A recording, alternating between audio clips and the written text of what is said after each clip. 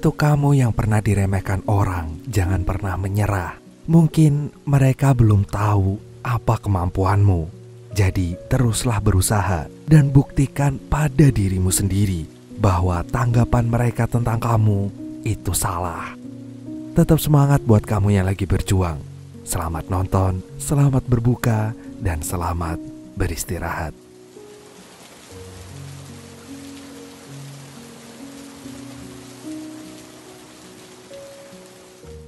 Baik, sebelum nonton, Bang Bejo mau bilang kalau film ini tuh berlatar belakang tentang keuangan dan perbankan Amerika. Jadi ada beberapa istilah bank dan keuangan yang mungkin kurang umum buat orang awam. Tapi tenang aja karena Bang Bejo akan sebisa mungkin menceritakannya dengan bahasa yang lebih mudah dimengerti. Jadi sekali lagi, selamat nonton.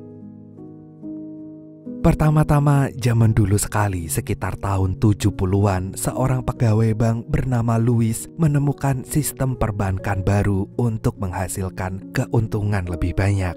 Pada saat itu, orang-orang Amerika banyak mengambil hipotek atau dalam istilah kita adalah KPR. Karena mereka ingin punya rumah dengan cara mencicil dengan bunga yang kecil. Karena sistem KPR ini memiliki resiko yang kecil dan jangka waktu yang panjang, Louis punya ide untuk mengumpulkan banyak KPR. Kemudian mengelompokkannya sesuai dengan kategori yang telah ditetapkan. Sistem ini akan kita sebut dengan CDO. Sistem CDO ini membuat pihak bank akan semakin kaya karena orang-orang mudah mengambil KPR, sedangkan bunganya kecil, sehingga resikonya rendah. Ide Louis ini disambut dengan sukacita karena ternyata sangat menguntungkan bank-bank besar. Apalagi pada saat itu Amerika sedang gencar-gencarnya menggunakan sistem KPR. Pemerintah menganggap bahwa KPR adalah salah satu penggerak ekonomi dan pembangunan di Amerika.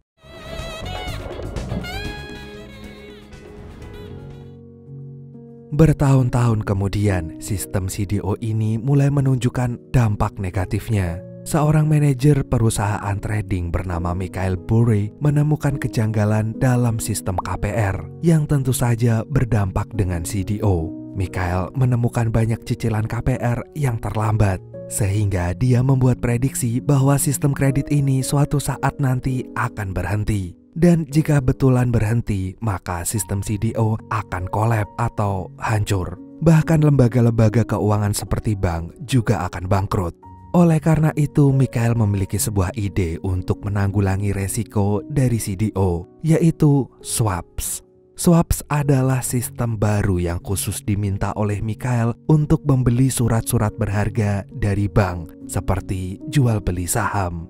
Michael menggagas sistem ini karena ia memperkirakan adanya penurunan harga properti akibat cicilan KPR yang berhenti. Maka dari itu, meskipun ide ini terdengar aneh, Michael tetap menjalankannya. Ia meminta karyawannya untuk memeriksa investasi dari setiap surat utang jangka panjang atau yang akan kita sebut dengan obligasi untuk memulai sistem swapnya. Setelah menyuruh karyawannya itu, Michael kembali memperdalam dan mengumpulkan data-data yang dia peroleh. Saat itu dia menemukan banyak orang terlambat membayar cicilan KPR, sehingga dia yakin bahwa prediksinya semakin benar. Michael akhirnya menelpon kliennya yang bernama Lawrence dan mengatakan bahwa bisnis properti akan runtuh. Dan oleh sebab itu, Michael pun menawarkan sistem swaps yang langsung ditolak mentah-mentah oleh Lawrence. Klien Michael itu justru menganggap Michael sudah gila. Karena saat ini bisnis properti justru sedang kuat-kuatnya. Selain itu, sistem swaps juga masih sangat baru. Lawrence justru menyarankan agar Michael lebih fokus pada bidang jual beli saham, seperti yang selama ini ia lakukan. Akan tetapi, walaupun idenya ditolak, Michael akan teguh mewujudkan idenya. Dia bahkan menghubungi pihak bank untuk membuat swaps. Dan gak lama kemudian Michael pun mendatangi beberapa bank. Yang pertama, dia memasuki salah satu bank terbesar di Amerika. Michael mengatakan bahwa ia akan berinvestasi di pasar properti, namun melalui surat utang atau obligasi. Seketika itu juga pihak bank menganggap Michael bodoh karena berinvestasi melalui obligasi. Karena secara tidak langsung Mikhail menganggap bahwa bank tidak akan lama berada dalam pasar properti sebagai penyedia KPR. Dengan kata lain, Mikhail memprediksi jika bank akan segera bangkrut. Namun Mikhail tampaknya nggak peduli dengan pendapat para pegawai itu. Ia yakin dengan pendiriannya sampai akhirnya mereka sepakat. Hal itu berarti Mikhail akan membayar jaminan kredit KPR tiap bulannya sebagai bentuk investasi. Setelah sama-sama setuju, Mikhail pun berkeliling dan mendatangi beberapa bank lagi untuk melakukan hal yang sama. Is there any way to do 200 million? Setelah melakukan transaksi swap secara besar-besaran, Lawrence kembali menghubungi Mikhail dan dengan jelas menyatakan ketidaksukaannya. Apalagi Mikhail memberi swaps dengan uang yang sedang berputar di kantornya. Seandainya prediksi Mikhail tidak terbukti, dampaknya akan semakin terasa bagi klien perusahaan. Dan itu justru membuat perusahaan Mikhail rugi besar. Karena jika disimpulkan secara singkat, Mikhail membayar sesuatu untuk sesuatu yang belum atau bahkan tidak mungkin terjadi. Lawrence menganggap hal itu hanyalah hal yang sia-sia dan merupakan strategi investasi yang sangat bodoh. Sistem baru swap dari Mikhail ini akhirnya menjadi perbincangan hangat di antara para karyawan bank. Mereka membicarakan swap karena sistem ini membuat bank untung besar. Berita ini pun akhirnya sampai ke telinga Jared Venet, seorang pegawai bank yang tidak menyukai sistem bank itu sendiri. Namun saat dia melihat karyawan bank lain terlihat sangat gembira dengan sistem swap ini, dia jadi penasaran. Venet pun mempelajarinya dan akhirnya tahu kenapa sistem swap ini diciptakan oleh Mikhail. Venet pun mulai mempromosikan diri sebagai short seller atau penjual kosong. Dalam istilah keuangan, jual kosong berarti membeli saham dengan status pinjaman. Dan short seller ini baru memperoleh keuntungan jika harga saham tersebut turun. Di sini, Venet menawarkan diri sebagai short seller berdasarkan perhitungan Mikhail yang memperkirakan jika harga properti akan turun karena orang-orang tidak mampu membayar cicilan rumahnya. Ia memberi tawaran ini kepada Mark Baum, seorang akuntan yang terkenal temperamen dan tidak percaya pada siapapun. Makanya karena saat itu pasar properti sedang bagus-bagusnya, Mark tidak mempercayai penjelasan Venet. Akan tetapi bukannya sedih, Venet memaklumi hal itu karena ia juga telah mendapat beberapa kali penolakan dari beberapa orang.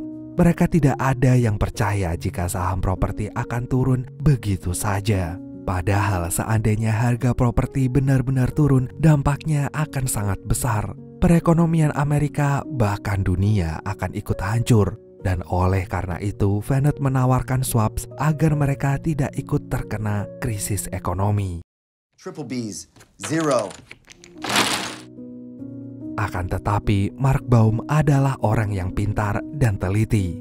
Sejak kecil, dia sering mempelajari sesuatu sampai menemukan kesalahan yang membuatnya terus bertanya sampai mendapat jawaban.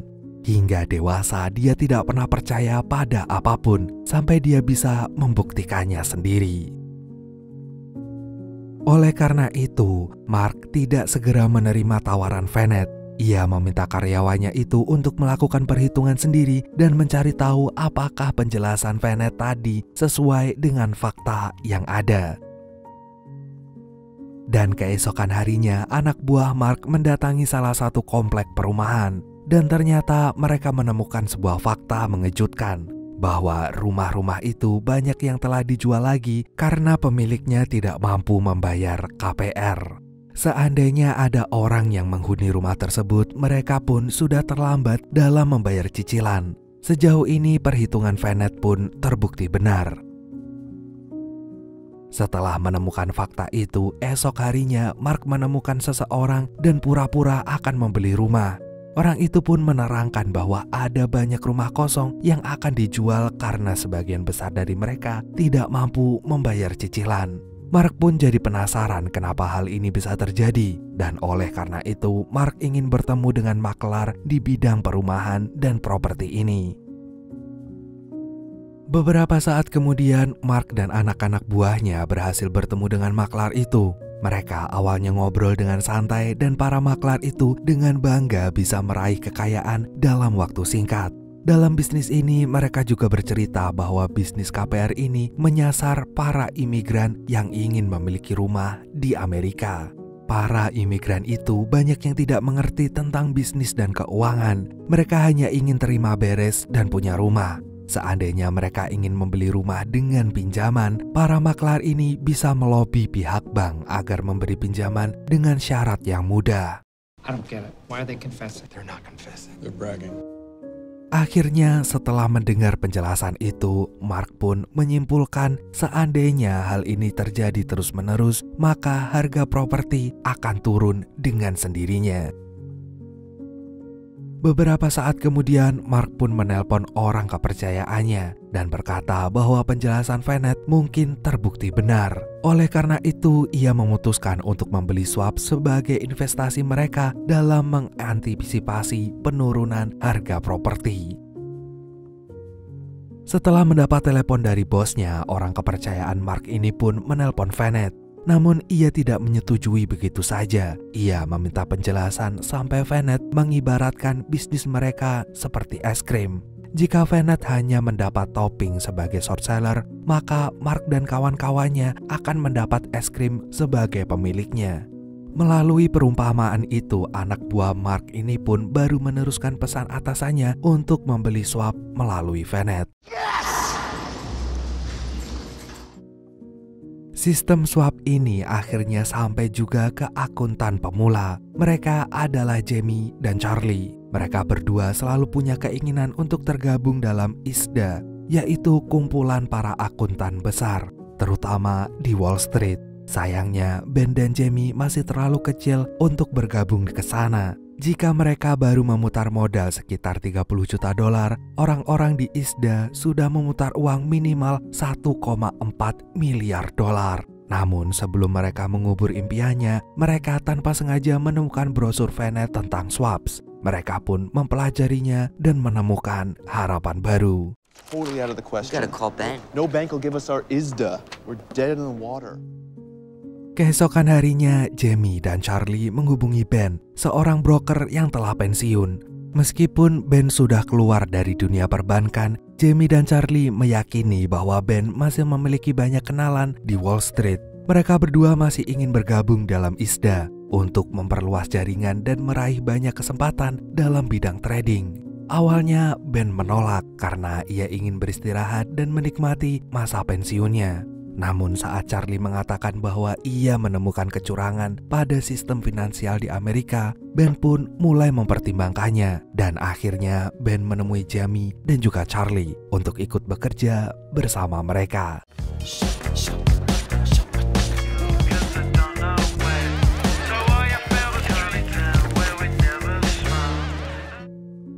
Satu tahun kemudian, prediksi Mikhail ternyata belum terbukti. Meskipun media telah melaporkan bahwa banyak kredit rumah yang macet, ternyata harga properti masih sangat tinggi. Hal ini menjadi sebuah kejanggalan karena perhitungan ini tidak sesuai dengan prinsip keuangan yang ada.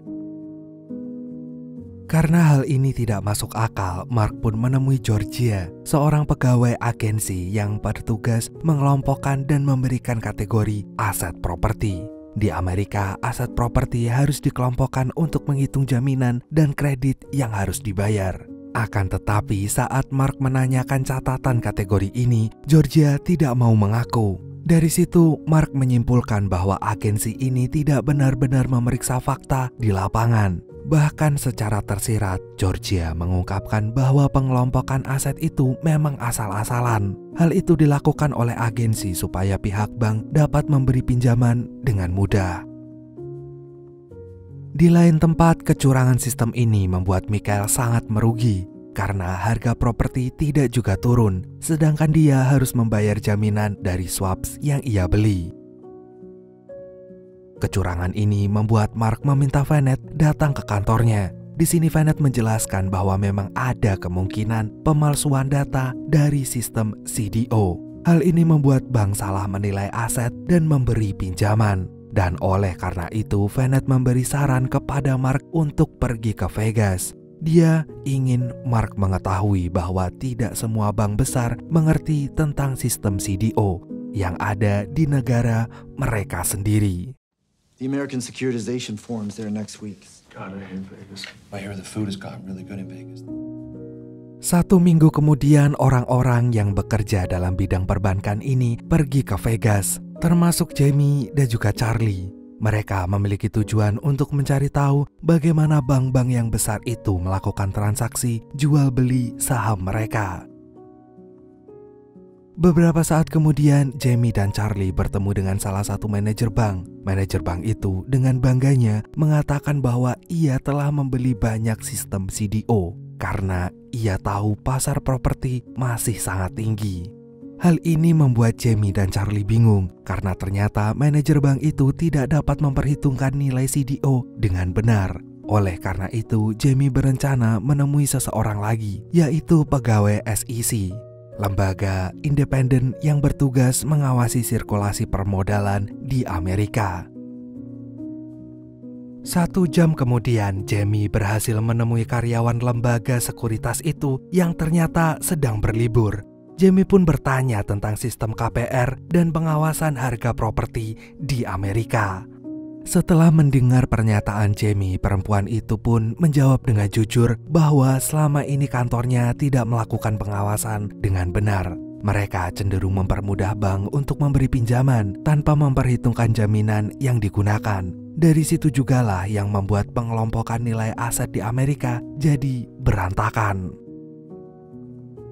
Kita kembali lagi dengan Mark. Setelah mengetahui bahwa agensi asal-asalan dalam mengelompokkan nilai aset, Mark semakin penasaran kenapa nilai CDO masih tinggi. Dia pun menemui seorang investor yang juga pegawai bank di sebuah restoran. Orang itu pun menjelaskan bahwa CDO ini termasuk aset yang bisa diperjualbelikan lagi. Seperti dalam taruhan, semakin banyak yang menginginkannya, maka harganya akan semakin tinggi. Dan sejauh ini CDO telah memiliki bermacam-macam variasi nilai, sehingga harganya tidak juga turun meskipun harga asetnya mulai merosot. Padahal sekali saja CDO ini terlihat merugi, maka dampaknya menjadi sangat luas. Mark bahkan memperhitungkan bahwa pengaruhnya tidak hanya di Amerika, namun juga dunia. You think I'm a parasite, don't you, Mr. Ball? You tell me how much you're worth. Dan setelah mendengar penjelasan orang itu, Mark pun memutuskan untuk kembali membeli swaps. Sekalipun uang jaminannya tinggi, setidaknya inilah yang bisa Mark lakukan agar perekonomian bisa terus berjalan. Padahal sebenarnya Mark adalah orang yang pemikir. Selama ini dia dihantui trauma karena kakaknya mengakhiri hidup gara-gara tidak sanggup membayar utang. Mark menyesal karena dialah orang yang menawari pinjaman itu. Dan oleh karena itu, ia selalu menyalahkan dirinya sendiri karena terlibat dalam sistem finance yang buruk. He told me that he was having bad thoughts. Kita kembali lagi dengan Mikhail. Dia kini mulai merasa sedih. Dia mempertanyakan prediksinya sendiri dan tidak mengerti di mana letak kesalahannya. Ia terus merugi, bahkan kini ia harus menjual beberapa sahamnya untuk membayar kerugian itu. Akan tetapi, Mikhail masih meyakini bahwa hitungannya benar, dan jika itu terbukti, berarti memang sistemnya yang salah. Namun sayangnya, Mikhail berada dalam sistem itu, dan sekarang ia terjebak di dalamnya.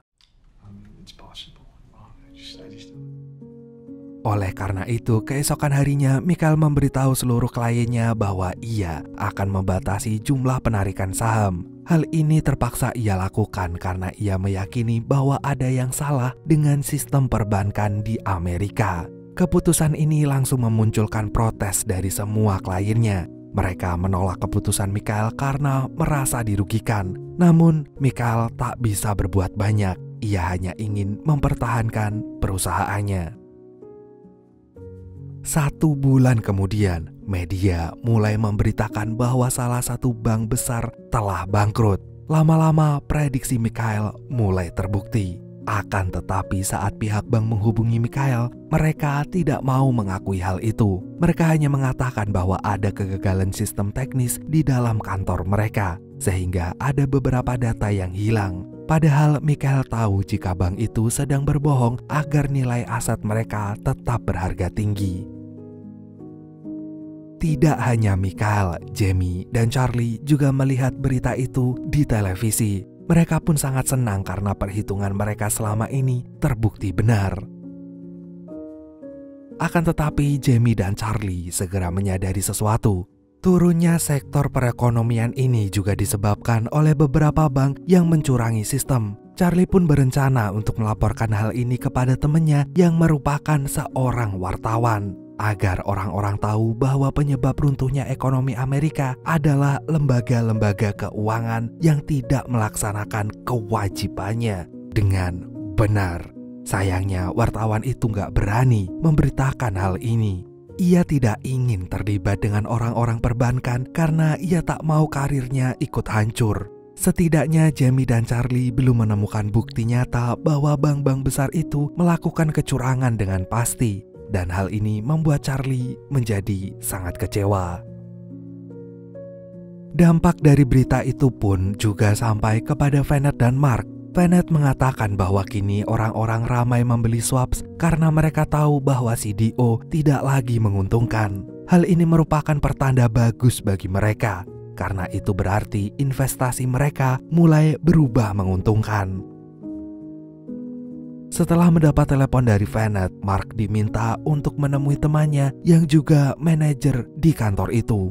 Awalnya teman Mark itu memberi selamat kepada Mark karena strategi investasinya berhasil. Namun lama-lama dia mengatakan bahwa salah satu bank yang besar itu berutang 15 miliar untuk menutup kerugian mereka terhadap CDO selama ini. Dan dampak dari utang itu adalah meningkatnya pengangguran, orang miskin, dan tunawisma di negara itu. Hal ini pun membuat Mark tidak ingin menjual swapnya. Dia tidak ingin memperparah kondisi ekonomi di Amerika. Meskipun swapnya sudah bisa memberikan keuntungan, namun Mark hanya berkata bahwa ia akan menjual itu di waktu yang tepat. Sekarang Jamie dan Charlie mulai menjual swap mereka melalui Ben. Sebagai mantan broker, Ben berhasil mendapatkan penawaran yang bagus. Akhirnya ia dapat menjual swap itu dan mendapat keuntungan yang tinggi. Hal yang sama juga dilakukan oleh Michael. Ia berhasil mendapatkan keuntungan yang langsung ia kirim untuk para kliennya. Akhirnya dia merasa sangat lega karena prediksinya benar dan dia tidak jadi merugi. Dampak ini juga dirasakan oleh Vanet. Setelah 2 tahun ini menjadi perantara penjualan swap, akhirnya dia mendapatkan untung dan juga bonus yang lumayan menjanjikan. Kini karena banyak bank mulai bangkrut, mereka pun terpaksa memecat semua karyawannya. Hal ini tentu meningkatkan angka pengangguran dan orang miskin di negara itu. Hal-hal yang selama ini ditakutkan oleh Mark akhirnya terjadi. Dan sampai sekarang, Mark masih mempertahankan swapnya. Dia memperkirakan jika pemerintah Amerika akan menuding para imigran dan orang miskin yang tidak mampu membayar cicilan sebagai alasan runtuhnya perekonomian di sana. Akan tetapi karena anak buahnya terus mendesak agar Mark menjual swapnya, akhirnya ia pun setuju karena nilai swapnya pun sudah mencapai angka $1 miliar. Okay. Sell it all. Sekarang kita kembali lagi ke Michael. Meskipun ia sudah sangat sukses, ia juga merasa bersalah karena bisnis keuangan memberikan dampak yang luar biasa, bahkan untuk hal-hal yang tidak berkaitan dengan keuangan. Runtuhnya perekonomian di Amerika pada tahun 2008 menyebabkan orang-orang tidak punya rumah dan dipecat dari pekerjaan mereka. Sedangkan dirinya, ia malah berhasil meraup keuntungan sebanyak $2,6 miliar atau setara dengan 38,6 triliun rupiah. Dan oleh karena itu, Michael pun memutuskan untuk menutup perusahaannya. It's gonna make you not blue.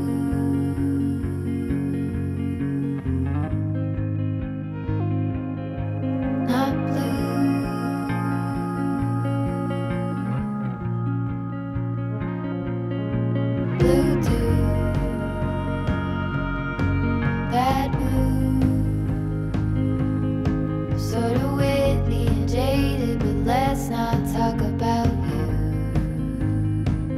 your coyote song.